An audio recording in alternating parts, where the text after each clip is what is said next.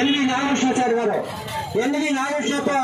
ప్రతి పల్లెలో కూడా పోయేసి దున్నడానికి భూమి కావాలని చెప్పేసి ఇందిరాగాంధీ కేంద్రంలో సర్కారు మొన్న నిలుపుతున్నప్పుడు కాంగ్రెస్ ప్రభుత్వం అక్కడ దున్నడానికి భూమి కావాలని చెప్పినప్పుడు పెద్ద పెద్ద భూస్వాములు పెద్దందరుల భూములు ఎవరు కోయిలు చేస్తుంటే వాళ్ళ భూములు వాళ్ళకే కావాలని చెప్పేసి టెనెన్సీల్లో కేసులు వేసి టెనెన్సీ ముఖాంతరంగా ఎన్వి నాగకృష్ణాచారి వాళ్ళు మా పార్టీ తరఫున సిపిఎంఎల్ రెడ్ ఫ్లాగ్ తరఫున పోరాటాలు చేసి భూములు ఇప్పించినట్ల చరిత్ర ఉంది.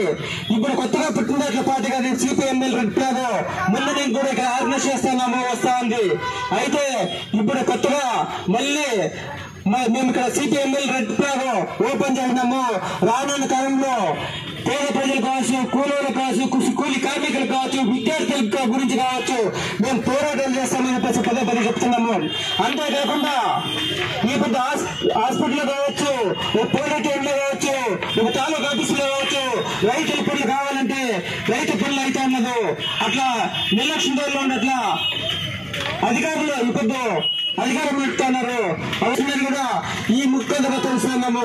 అంతేకాకుండా కేంద్రంలో ఉన్నట్ల బీజేపీ సర్కారము రైతు కానూన్లు అనేటివి 3 కానూన్లు చేయండి. ఆ కానూన్ల కోసము నిరంతరంగా రైతు సంఘాలు సంవత్సరం పాటు పోరాటం చేస్తే దాంట్లో చెలికి వారికి గాలికి దాంట్లో తట్టుకోలేక కొందరు ఎంతో జనము అమరులేరు ఆటి కూడా ఇవ్వకుండా వాళ్ళు పోరాటం చేసిన ఫలంగా లాస్ట్ నరేంద్ర మోదీ సర్కారు దిగొచ్చి హామీలు ఇచ్చా రైతు 3 కాలంలో వాపస్ తీసుకుంటాము. అదేవిధంగా మిగతా పూర్తిగా రాజిచ్చి రైతు ఇచ్చేస్తామని. అయితే వాళ్ళు ఏంటి కూడా చేయకుండా నిర్లక్ష్యం ధరలో ఉండి ఇప్పుడు కార్పొరేషన్ కంపెనీ వాళ్ళకి తాకత్తుగా పనిచేస్తున్నారు వాళ్ళ పరంగా. ఎందుకంటే ఈ పెద్ద గుజరాత్ లో చూడండి 27 జనాలకు గుజరాత్ లో పెద్ద పెద్ద కోటి పెట్టుబడిదారులకి చాలా మన్నా చేస్తుంది. వాళ్ళకి కార్పొరేషన్ కంపెనీ వాళ్ళకి జమీన్లో అవి కట్టబడుతుంది, ఫ్యాక్టరీలో అమ్మేస్తుంది.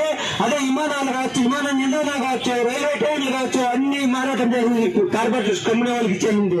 అయితే ఈ పెద్ద మళ్ళీ చెప్తున్నారు మేము వస్తే అధికారంలోకి మన దేశాన్ని ఉద్ధారం చేస్తామని. జీరో అకౌంట్లు చేపించండి, ప్రతి ఒక్కరు కూడా నెల డబ్బు విదేశాల్లో దాపెట్టినట్ల డబ్బు అంతా ఎత్తుకొచ్చి ప్రతి ఒక్క అకౌంట్ కూడా 15 లక్షలు వేస్తామని చెప్పి 15 లక్షలు కాదు కదా 15 రూపాయలు కూడా వేయలేదు. కిసాన్ దుడ్లు అని చెప్పేసి 2000 రూపాయలు మనం చూపించేసి గుజరాత్ లో ఉండేట్లా పెద్ద శ్రీమంత నాయకులకి ఏమంటే మన దేశంలో బాకీ చేసిన వాళ్ళు 28 మంది పెద్ద పెట్టుబడిదారు వర్గానికి చెందిన వాళ్ళు కోట్లు అప్పులు చేయింటే వాళ్ళ అప్పులంతా మన్నా చేసే గుర్తుంటాయి. అదే రైతులు చేసినట్లా అప్పులు మాత్రం మన్నా చేసేకి వాళ్ళ చేతగానట్లా కేంద్రంలో ఉన్నట్ల బీజేపీ సర్కారు మనకు అధికారం నడుపుతాంది రేసులారా. అంతేకాకుండా ఈ పెద్ద వాళ్ళు అధికారంలోకి వస్తే ఈ సంవిధానం ఏమందో ఆ సంవిధానం మీద చేస్తున్నారు. సంవిధానాన్ని మార్చేదానికి డాక్టర్ అంబేద్కర్ వాళ్ళు రచించినట్ల సంవిధానాన్ని పొద్దు ఇక్కడ బహుమతి వస్తే బీజేపీకి ఆ సంవిధానం పెరిగేస్తామని చెప్పేసి ప్రయత్నం చేస్తారు. అది కూడా రాష్ట్రపతికి వాళ్ళ లెటర్ ఇచ్చింది.